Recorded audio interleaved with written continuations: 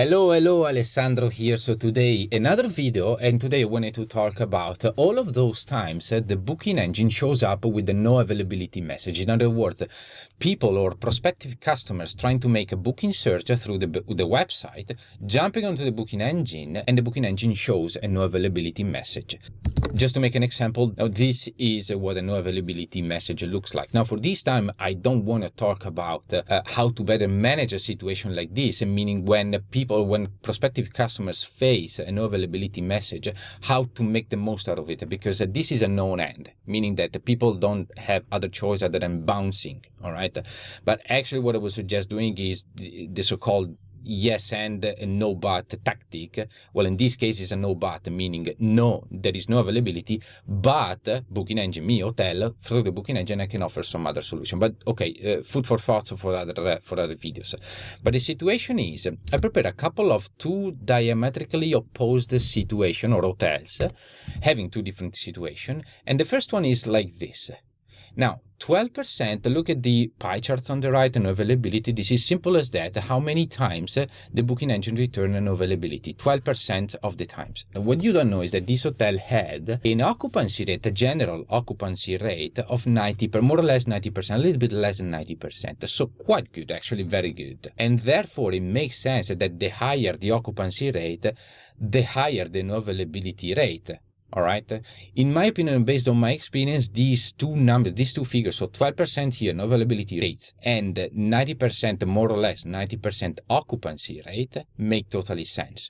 What to me doesn't make much sense is a situation like this. 1 out of 3 times that the booking engine returning no availability is too high, simply too high. Then there is something that from a revenue management perspective, there is something not working in my opinion, because it's simply too high. Probably the rates are not high enough. The hotel might be thinking of raising the rates, or there is something in terms of other revenue and distribution that needs to be kind of balanced.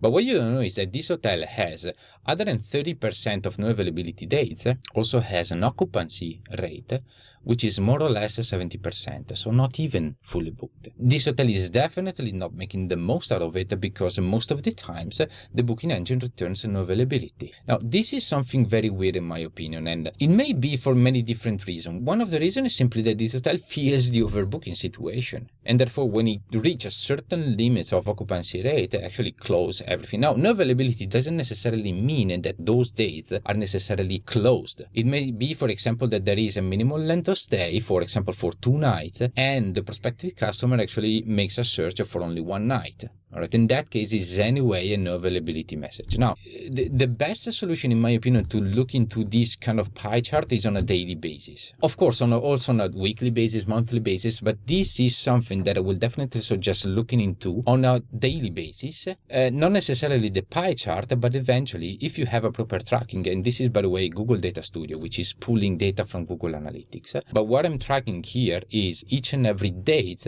for each and every session that return no availability.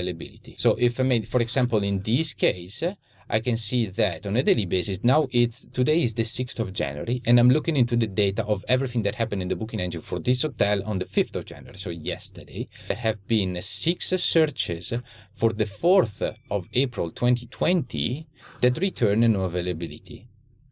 Now, it may be that this date is closed, or it may be that, for example, there is a minimum length of stay, like I said before. There may be a length of stay of 2, length of stay of 3, and most customers search for 1 night or 2 nights. This is why, for example, we can look into the average length of stay. Now, if we see, for example, that most searches or the average length of stay for this date is 2 nights, 3 nights, or, for example, that people are looking for only 1 night, once we have a minimum length of stay applied on that date, which is 2 nights, 3 nights, then we might think eventually of reducing, because we are losing a lot of prospects on the way. We are leaving a lot of prospects behind. That is why I will suggest you checking this on a daily basis, and literally it doesn't take more than 2 minutes on a daily basis, because here you have already listed all of the dates that were hit with a no availability tag, let's put it this way. And this might be useful from a different perspective, because first of of all, you might think that you have certain dates that are open to availability, are open to sale, but they are not.